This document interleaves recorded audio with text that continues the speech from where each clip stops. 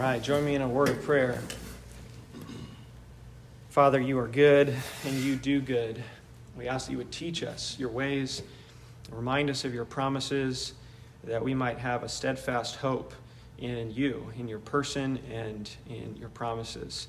You cannot lie, you cannot change, and we thank you for that wonderful reality. And we thank you as well that you have made so many great promises to us in your word, and you'll keep all of them, just as you said. And so give us great encouragement in that. Help us as we study now the covenants again, and then, Lord, as we continue to worship you through fellowship and through our corporate worship through this morning. We're grateful, Lord, for this church. We're grateful for your work in our lives individually and corporately. And we would just ask that our worship this morning would be a pleasing aroma to you. In Jesus' name, amen. Okay, this morning we are looking at another one of the covenants, the biblical covenants, and we are looking at what I'm calling the forgotten covenant. Maybe you have forgotten things. Maybe you forgot something this morning that I meant to bring that. We all have forgotten things that get left out. Well, this is the forgotten covenant. It is known as the priestly covenant or the Phineas covenant. Sometimes is the Levitical covenant, but it's more specific than just the Levites, as we'll see. But it's the forgotten covenant. Why is it the forgotten covenant? Well, on a very basic level, a lot of works that you look up on the covenants just simply pass over, or just cursory, overviews. And people just kind of on the top of their head list off the biblical covenants. This one is the first one to drop off. It's like, Noahic, Abrahamic, Davidic, new. And you're like, what? Where'd the priestly go? And so why is it forgotten? Why is this covenant forgotten? I have a few suggestions why I think this is the forgotten covenant.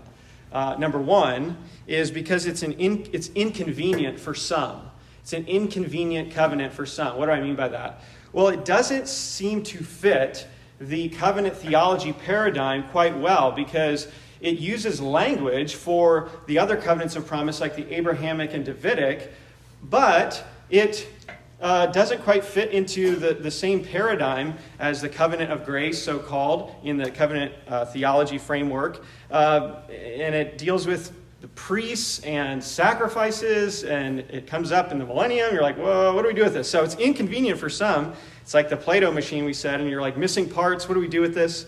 So it's inconvenient for some. I think it's forgotten because it's incoherent to others. In other words, like, what is this even about? What is this covenant for? Why give this covenant?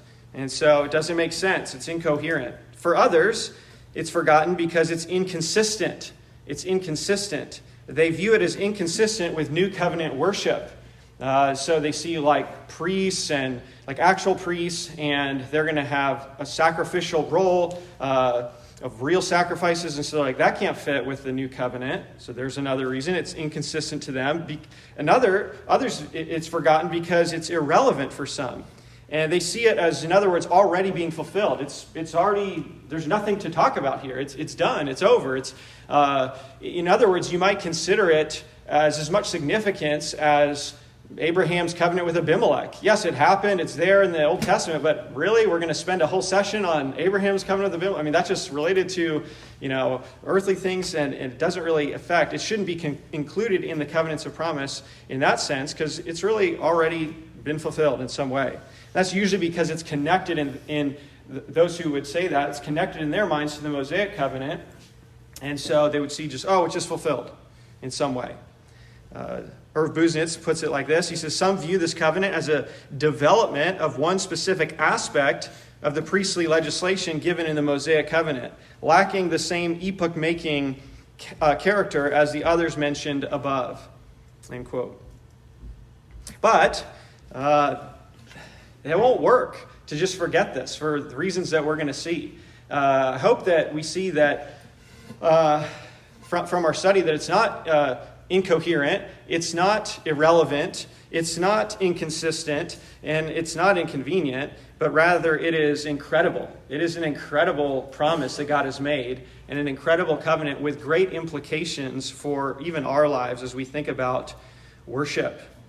And this is a fun one, I think, because it requires you to collect a lot of puzzle pieces and put them just right, or else you don't complete the puzzle. So here's a simple definition from Biblical Doctrine. Quote, with the priestly covenant of Numbers 25, God promised a perpetual priesthood in the line of Phinehas that would continue all the way through the Lord's earthly millennial temple. End quote. And so this covenant deals in part with representation. Representation. Now that's a key idea. So that's what a priest does, after all. They represent someone. He represents someone else before another. And so this covenant deals fundamentally with representation. What I want us to do in the time we have is look really at the interpretation of the priestly covenant. In other words, where is it taught and what does it mean? And then the institution of the priestly covenant. And what we mean by this is really the fulfillment of it. When does it come about in its fullness? And then the implications of the priestly covenant. Why is this significant? What can we learn from it? In implication. So that's what we want to do. First, let's consider interpretation of the priestly covenant. What are the passages? And really, there are a number of passages, but there's three main passages that you should just know and jot down related to this covenant. And it's in Numbers 25. That's probably the most important because that's where it's first given. Numbers 25. Then Jeremiah 33. It comes up again with the other covenants of promise. We actually looked at that passage briefly in our very first session, but it's set alongside the other covenants of promise in Jeremiah 33. And then finally, really, Ezekiel 40 to 48 makes reference to it a number of times, but especially in chapter 44. So Numbers 25, Jeremiah 33, Ezekiel 44. There's other places that are significant for it, but those are the key ones. So first, let's consider Numbers 25 and really the establishment of this covenant in Numbers 25. And just to refresh your memory, Numbers, you have Israel in large part wandering in the wilderness. You've got this generation, and I like to say, this is kind of a dated illustration, but the book of Numbers is like Israel in screensaver mode.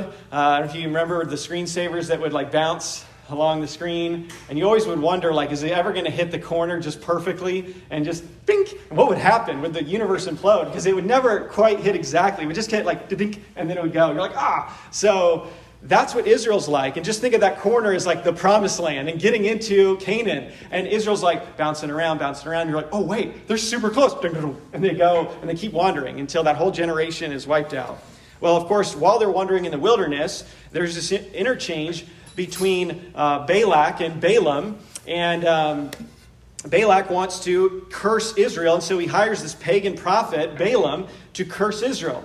And yet Balaam can't do it. He can only bless Israel. It goes back to the Abrahamic covenant, actually. I'll bless those who bless you. I'll curse those who curse you. And so God won't allow him to curse Israel. And so he ends up giving these various prophecies about the future and Israel's future, specifically Israel's Messiah. And so there's these great prophecies about Israel's Messiah and Israel's future. And so Balak fails in trying to go after Israel through cursing. So, but Balaam still wants to get paid. So he's like, okay, I can't curse Israel, but I know a way that we can work around, even though I can't curse Israel. If they commit idolatry, then God will punish them. And so here's a plan to get them to commit idolatry. Let's get the Moabite women, and they can intermarry them, and they'll follow the idolatry of the Moabites. And then God will judge them because they're in a covenant relationship. And so that's the plan, essentially. And so you have this moment of apostasy in Israel's history where they start intermarrying and they commit idolatry, and so God is going to start punishing them for that. So this is right after the Balaam prophecies, and this is now leading into their sin. And so we pick it up in chapter 25 of Numbers, verse 1. It says, while Israel lived in Shittim, the people began to whore with the daughters of Moab. These invited the people to the sacrifices of their gods, and the people ate and bowed down to their gods. So Israel yoked himself to Baal of Peor.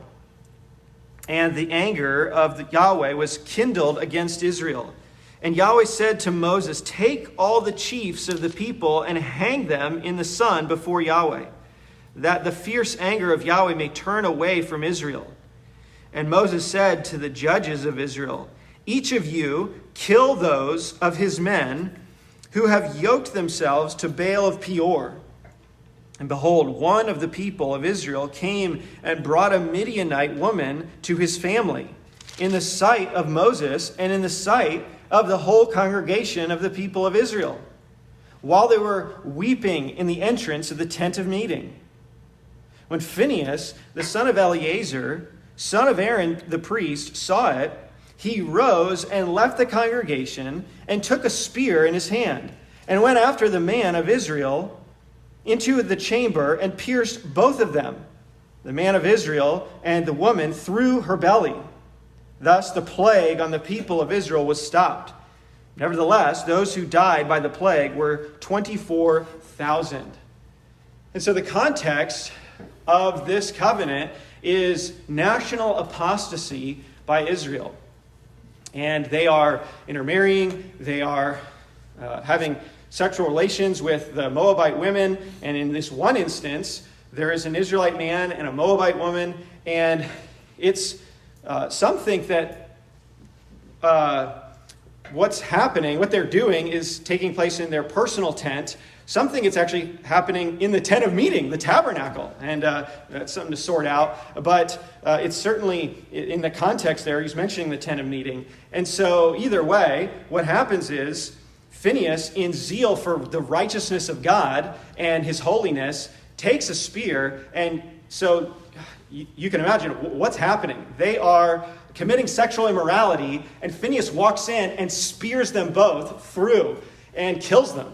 And it's this incredible act of zeal, and it stops the plague because of his zeal for righteousness. Whoa, this is intense.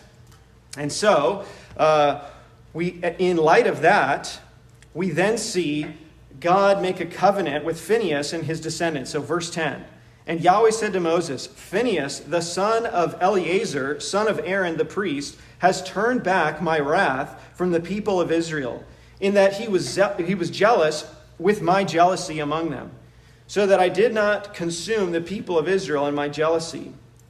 Therefore say, Behold, I give to him my covenant of peace, and it shall be to him and to his descendants after him the covenant of a perpetual priesthood, because he was jealous for his God and made atonement for the people of Israel."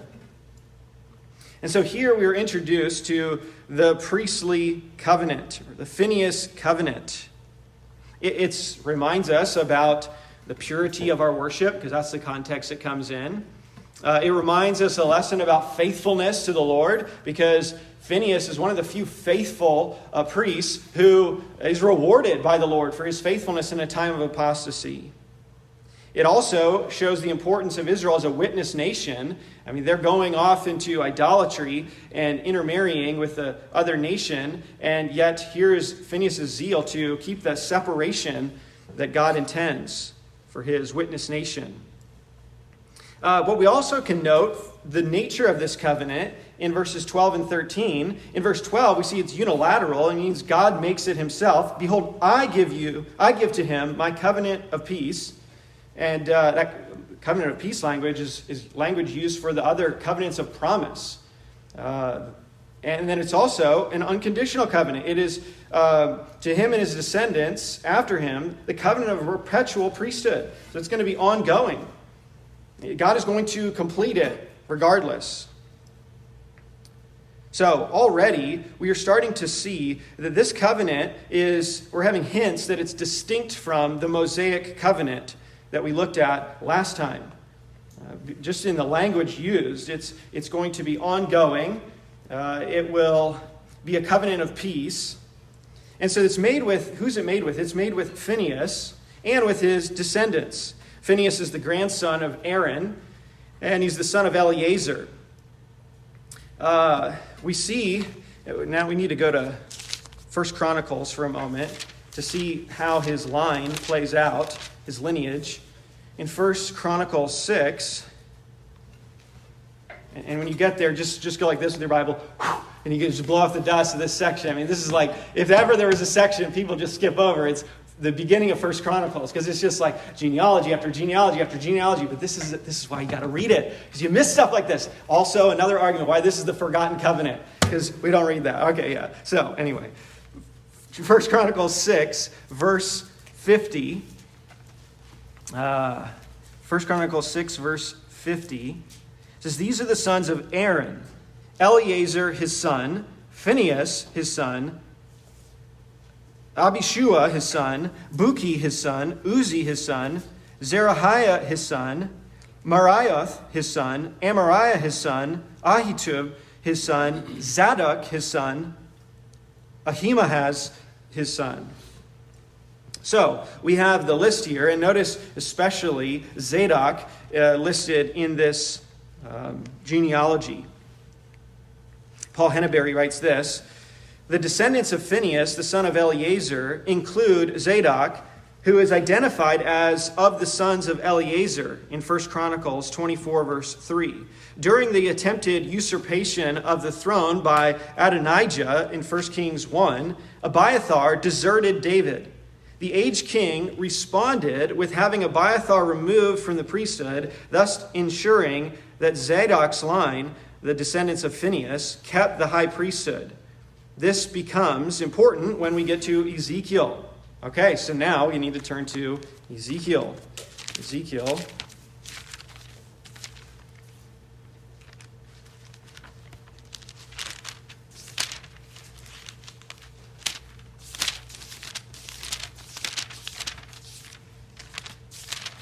So Ezekiel 44. Ezekiel 44.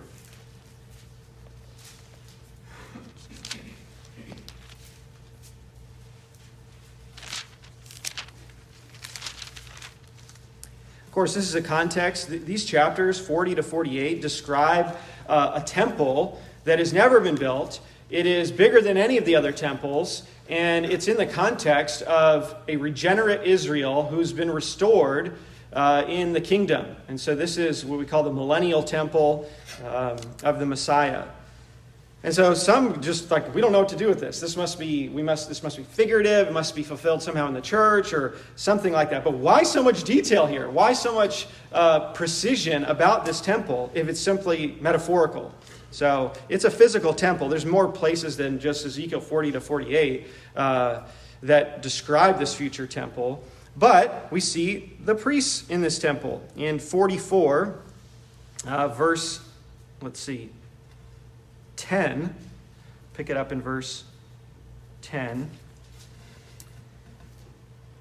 Or actually, let's pick it up in verse 9.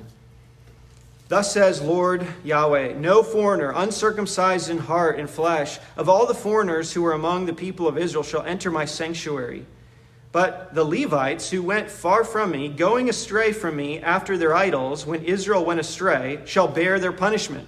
You're like, what is that about? Well, that's our passage in Numbers 25.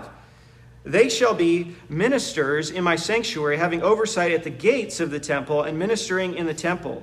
They shall slaughter the burnt offering and the sacrifice for the people, and they shall stand before the people to minister to them. Because they ministered to them before their idols and became a stumbling block of iniquity to the house of Israel.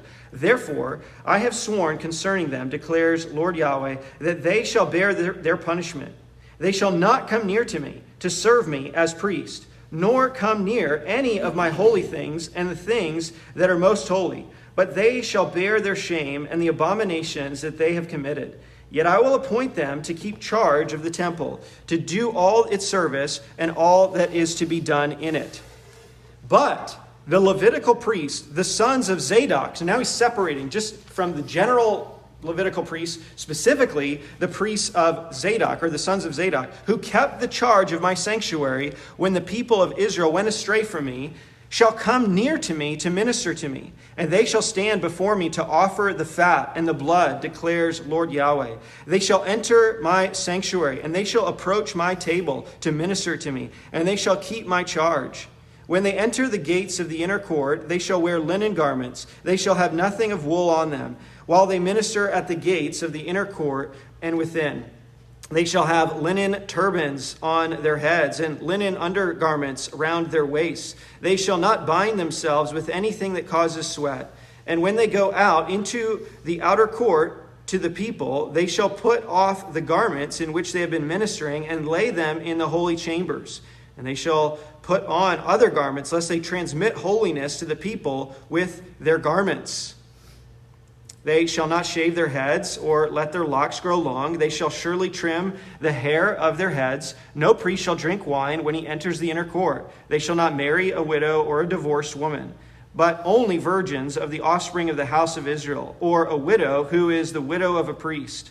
They shall teach my people the difference between the holy and the common, and show them how to distinguish between the unclean and the clean. In a dispute, they shall act as judges, and they shall judge it according to my judgments. They shall keep my laws and my statutes in all my appointed feasts, and they shall keep my Sabbaths holy. They shall not defile themselves by going near a dead person. However, for father or mother, or for son or daughter, for brother or unmarried sister, they may defile themselves. After he has become clean, they shall count 7 days for him, and on the day that he goes into the holy place, into the inner court to minister in the holy place, he shall offer his sin offering, declares Lord Yahweh. This shall be their inheritance. I am their inheritance, and you shall give them no possession in Israel. I am their possession. They shall eat the grain offering, the sin offering, and the guilt offering, and every devoted thing in Israel shall be theirs. And the first of all their first fruits of all kinds, and every offering of all kinds from all your offerings shall belong to the priest. You shall also give to the priest the first of your dough, that a blessing may rest on your house. The priest shall not eat of anything, whether bird or beast, that has died of itself or is torn by wild animals. So this is the longer section here that deals with the temple service in this future temple. And notice that there is a distinction between what the descendants of Levi can do, and specifically those who are of the line of Phinehas or Zadok. They have a special role in this future temple that's distinct from the other Levites, and the reason for it is related all the way back to Numbers 25. Because when Israel was going apostate, those Levites were going in the wrong direction, and then Phinehas stood up and had zeal for the Lord, and so he gave them this special covenant for the future that reaches all the way into that future time when they will get to serve in a special way, in a special role in this millennial temple. You're like, wow, this is crazy. What is this? So, this is something we have to deal with. Ezekiel's talking about it. Numbers talks about it. It's placed in the future. Here's another place. Here's another passage, just briefly to look at. Psalm 106. Psalm 106. And this is just a mention of it. Psalm 106, verse 28. And it's kind of recounting Israel's history here. 106:28 says, Then they yoked themselves to the Baal of Peor and ate sacrifices offered to the dead. They provoked Yahweh to anger with their deeds, and a plague broke out among them. Then Phinehas stood up and intervened, and the plague was stayed. And that was counted to him as righteousness from generation to generation.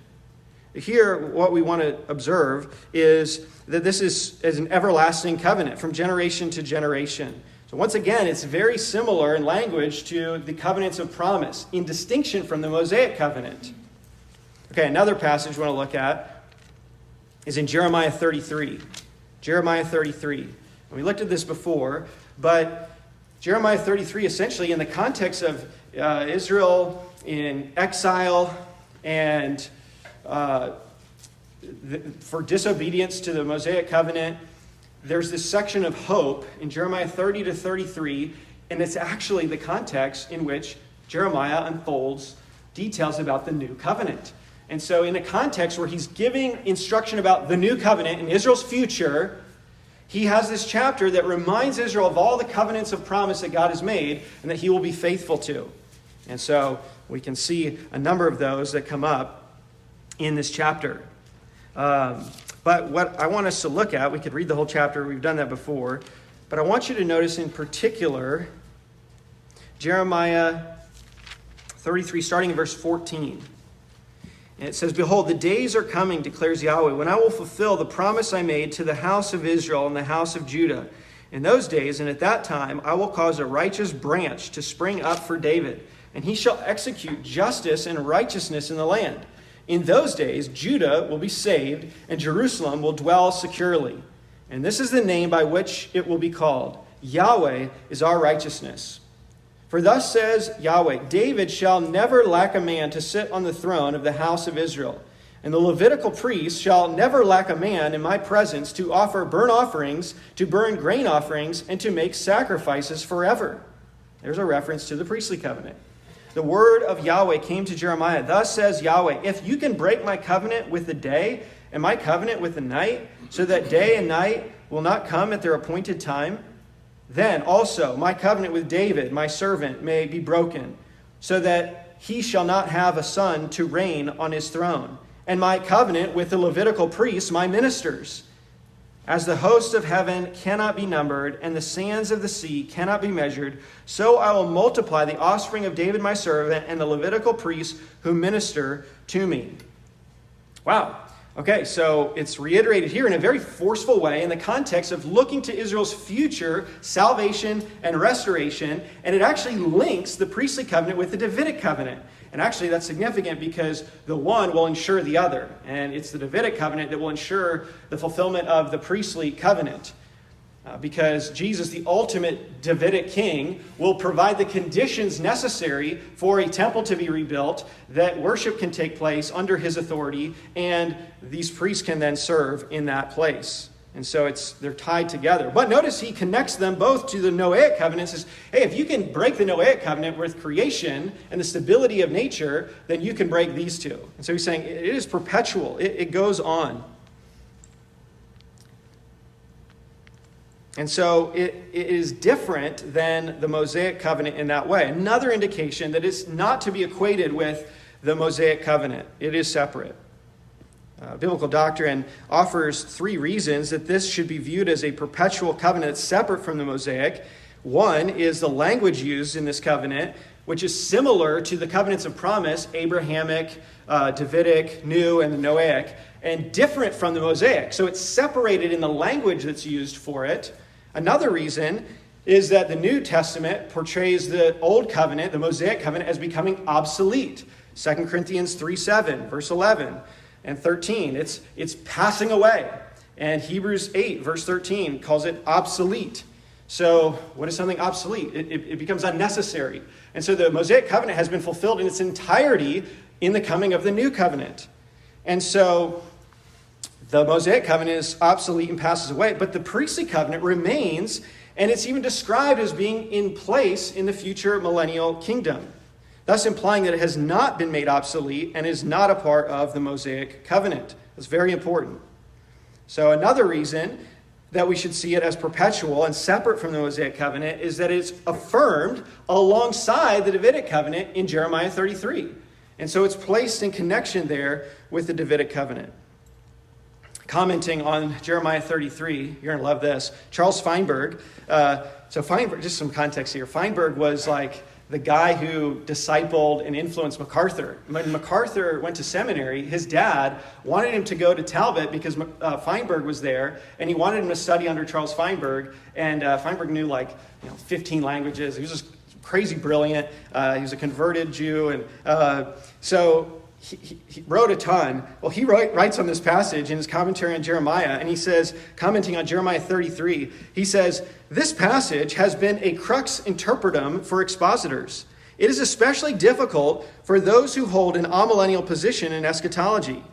The only resort for them is in allegorization of the text or the use of a dual hermeneutic.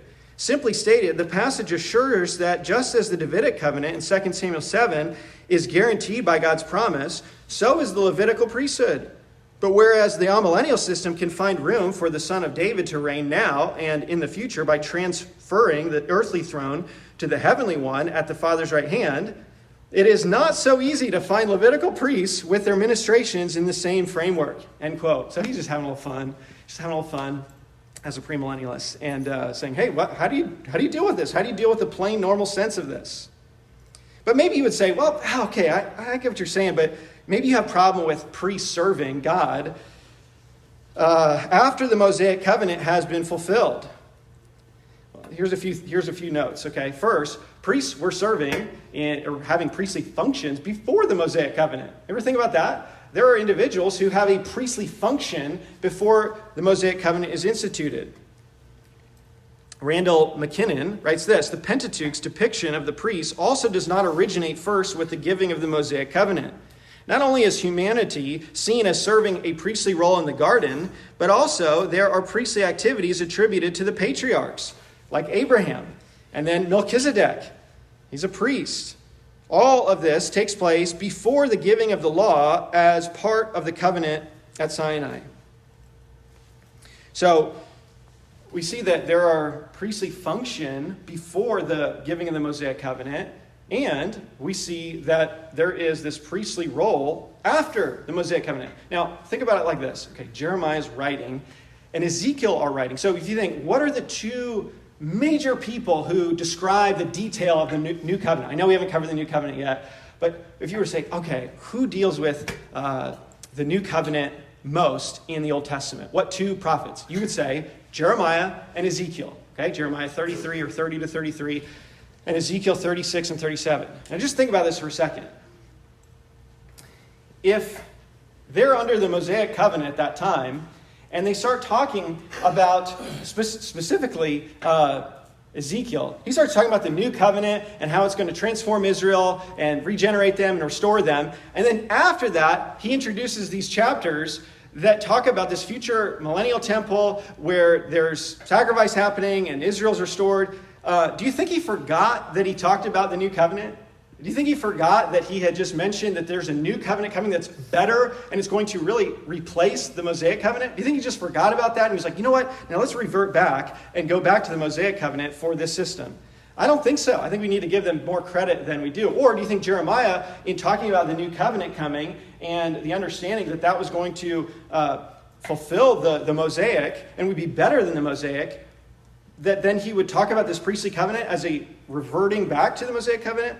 I don't think so. I think we need to give them better credit than that. So,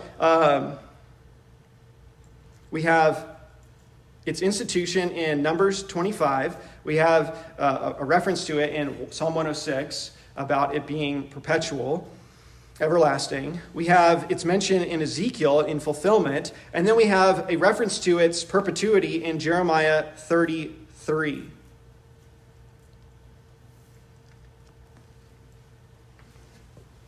Let me just see here if, let me just reiterate again in the Ezekiel passage, the distinction here. Here's what one writer says: Ezekiel indicates that the only priests who will be permitted to minister in the millennial temple will be those of the line of Zadok in Ezekiel 44 and 48. Non-Zadokian priests will be prohibited from the priestly office because of past idolatrous activity, Ezekiel 44:10. So, I think for a number of these reasons, we ought to consider this covenant to not be just an aspect of the Mosaic covenant, but a completely separate covenant from the Mosaic covenant, and therefore it will be fulfilled in the context of the new covenant. It will be fulfilled in the context of the new covenant after the Mosaic covenant has been completely fulfilled and made obsolete. Here's another observation. Not only are like in the Mosaic covenant, these other priests could still serve. But what we see is, in this future time, only the priests of Phinehas will serve. But then also, there's a glaring omission. There's a number of glaring omissions in the millennial temple. And one of them is the Day of Atonement. There's other feasts that are celebrated, but no mention of the Day of Atonement. It's like the most significant day in Israel's calendar year. Why would that be? Why would the Day of Atonement be missing?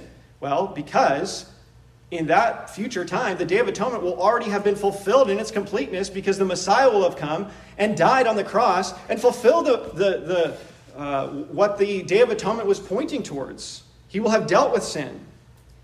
And so it is no longer mentioned. That is a glaring omission from that section of Ezekiel. I want to point out that Ezekiel and the author of Hebrews are not at odds with one another. They are not at odds with one another. The author of Hebrews says the Mosaic covenant has been completely fulfilled. It's obsolete. Ezekiel would agree. And yet, he sees this happening in a future new covenant context. So this is what I want you to know, okay? If you want more detail on this, look at my survey on Ezekiel. I don't know how many we did, maybe 3. And our last one, we dealt kind of extensively with this question about what do we do with this millennial temple and the sacrifices. But the main takeaway is that the millennial temple worship is not a return to the Mosaic covenant system, but is in a new covenant context. And therefore, the sacrifices in the millennium and the priests in the millennium are not functioning within the Mosaic covenant, but in the new covenant. And therefore, they are not sacrifices for forgiveness of sins. They are for consecration and ceremonial cleansing. And so if you want to look more about that, they deal with clean and unclean, but not the forgiveness of sins. They're dedication to God in different ways. And so you might wonder then, okay, well, what is the sign of this covenant? What is the sign? Well, we're not told explicitly this is the sign, but I think we could infer that the sign of this covenant is the ongoing priestly activities in the future millennial temple. It's their continual sacrifice and activity in the temple.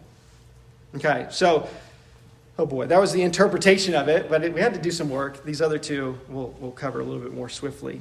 The second is the institution or the fulfillment of it. And some of this answers itself for all the detail we've looked at already. Has this covenant already been fulfilled? I want to say no. I don't think we can argue that. It's still future from Jeremiah and Ezekiel's perspective, and they're talking in a new covenant fulfillment context. And the fullness then of the priestly covenant in their minds is viewed as happening during the millennial period that we understand, or the intermediate kingdom. There's a future eternal kingdom, the new heavens, new earth, and this is before that.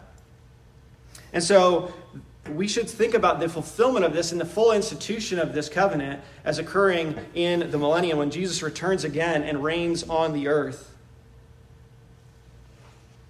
Jesus is now our great high priest after the order of Melchizedek, not in the line of Levi. And this is like the conundrum in the Old Testament. Okay, the Messiah seems to be both king and priest, but how? How can that? You can't be a king from Judah and also be a priest because you have to be from Levi.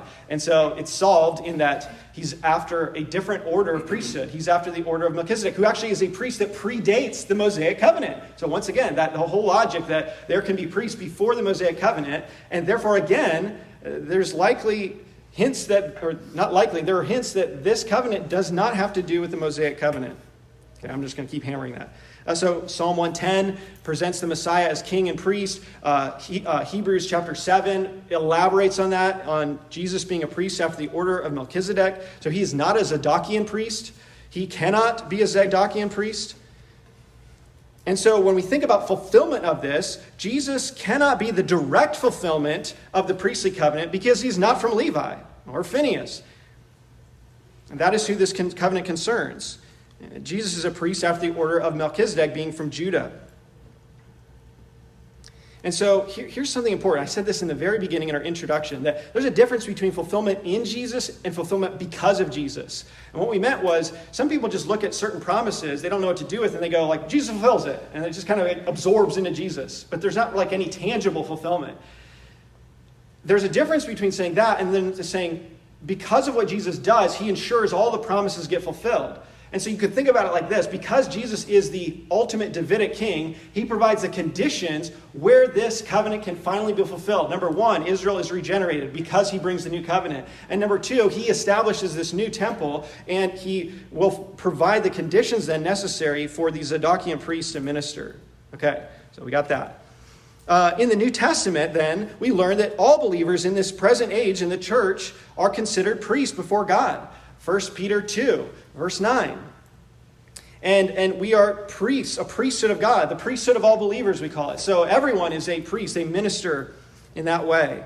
But in addition, remember that Israel, in the making of the Mosaic covenant, God intended them to be a kingdom of priests, a holy nation. Exodus 19, verse 6, you will be a kingdom of priests. In other words, a ministering nation to the other nations. And yet, of course, they never did that successfully because of their idolatry and their sin. But Isaiah points to a future time when they will fulfill that role. Isaiah 61, verse 6, "But you shall be called the priests of Yahweh. They shall speak to you as the ministers of our God. You shall eat the wealth of the nations, and in their glory you shall boast." In verse 21, sorry, not 21, there's not 21 chapters in that chapter. Okay. Maybe I miswrote that. So you've got Israel is to be a kingdom of priests, and they will be that in the future when God regenerates them. And so here's how you put it all together. So if you have a nation, God wants one nation to minister to the other nations like a worship leader. One preacher asked, who leads the nation that leads the nations? And the answer is the Zadokian priests. So you have it like this. If you put it, you've got Jesus, the ultimate priest king, and then you've got you've got the Zadokian priests who minister in the temple in this special role, and they lead Israel, who's the priestly kingdom of priest nation, who then leads all the other nations in that time period, which all of those people are also priests to God in some sense, and because there's the priesthood of all believers. And so you see all the fullness of worship and all the fullness of the concept of priesthood is fulfilled in that millennial period. They all come to pass. It's quite beautiful. Quite amazing.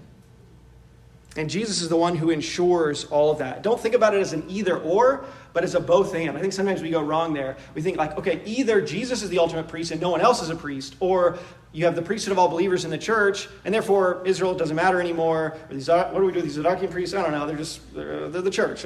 So we got to be careful about that. It's both and. We see all of these things taking place at once. And so then, briefly, what are the implications of the priestly covenant? The implications.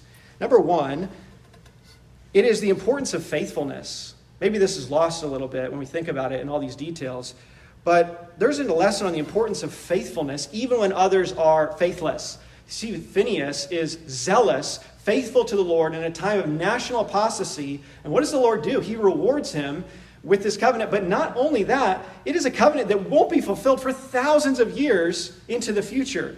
And yet, his descendants will get to serve in a special role to the Lord Jesus and to the Israel, the nation, so that they can be a witness nation.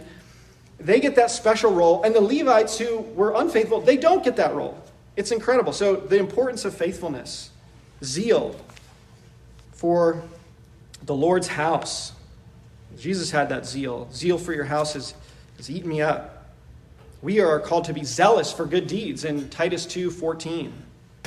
And notice also in the future, this is another millennial context when Israel's restored in Zechariah 13. Notice how similar this is to the zeal that Phinehas had. But this will be true for all of Israel in that day. In Zechariah 13, verse 3. So this is when Israel's restored, and it says, here's a hypothetical, and if anyone, again, prophesies, his father and mother who bore him, and the idea is a false prophet, his father and mother who bore him will say to him, you shall not live, for you speak lies in the name of Yahweh. And his father and mother who bore him shall pierce him through when he prophesies. Whoa.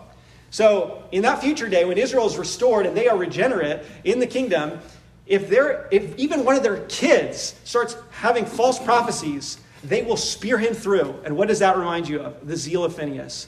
And so he's saying everyone will have this faithfulness to the Lord and zeal for the Lord as a whole in the nation. They will be so zealous that even if one of their family members apostatize, they would slay them. So, the importance of faithfulness. Secondly, the importance of corporate worship. Corporate worship.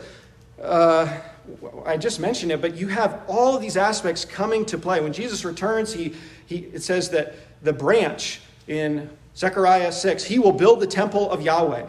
And that's not talking about the church. That's talking about a physical structure in Jerusalem. Ezekiel 40-48. Even in the Davidic covenant, we'll see that that's what the Davidic king would do. He would build the temple of the Lord in 2 Samuel 7. The nations will celebrate the Feast of Booths in celebration of their deliverance, as well as other feasts. But we see that in Zechariah 14. Even Egypt is coming and says if they don't come, God withholds rain upon them. So there's nations coming to Jerusalem, streaming to celebrate the Feast of Booths, which signified God's deliverance of his people. And so the people are going, let's celebrate. God delivered. He brought all of his promises to pass. Peter is looking forward to this in the Mount of Transfiguration in Matthew 19 when he's like, Elijah and Moses are here and the Messiah. And so let's build booths because the kingdom must be here. But he was wrong in his timing a little bit, but he got the idea.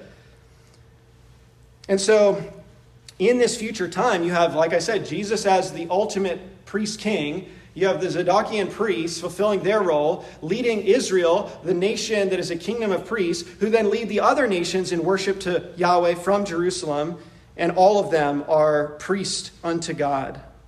And so it all comes together.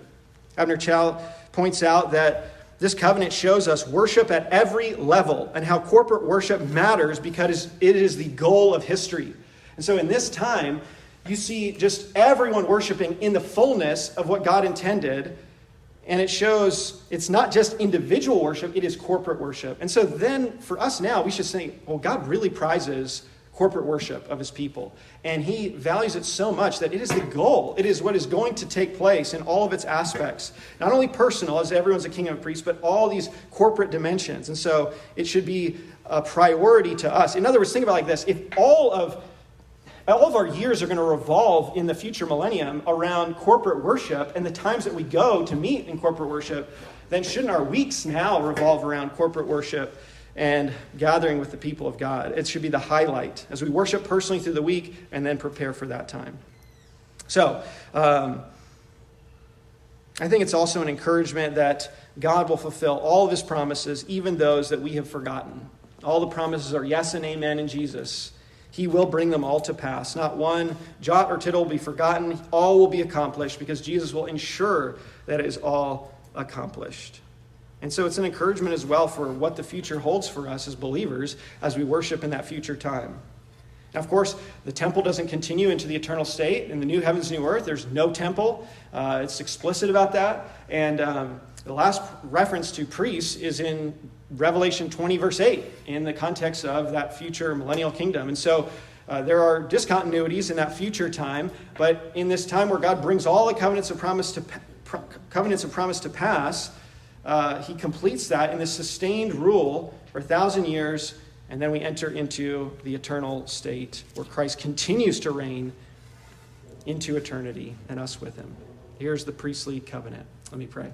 Lord, thank you for your great promises to us, even ones we forget, even ones that kind of confuse us and have so many details that we likely still have questions about. And yet I pray that to some degree we've gotten our hands around a little bit of it to appreciate the lessons you have for us here. And even though it's more obscure, less talked about, may it still cause us to worship you and see the importance of corporate worship and how you'll bring all things in your word to pass for your glory and our joy. In Jesus' name, amen. All right, thank you.